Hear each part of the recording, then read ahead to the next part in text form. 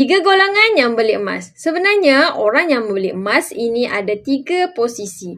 Pertama, pelabur emas. Kedua, penyimpan emas. Ketiga, peniaga emas.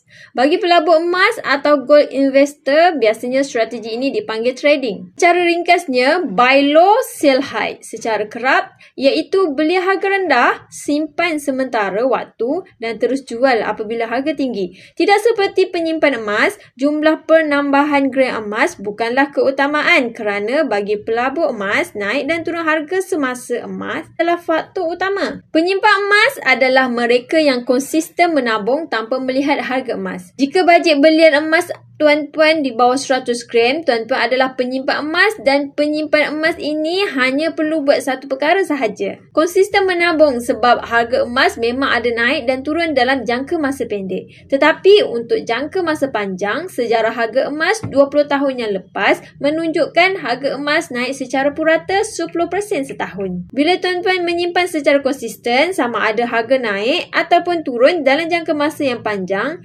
tuan-tuan akan dapat dua kelebihan. Pertama, kuantiti gram bertambah setiap tahun dan kedua, tuan-tuan dapat puratakan harga emas tuan-tuan. Nak saya bantu mulakan simpanan emas? Boleh klik link di bio untuk saya bantu sebaiknya.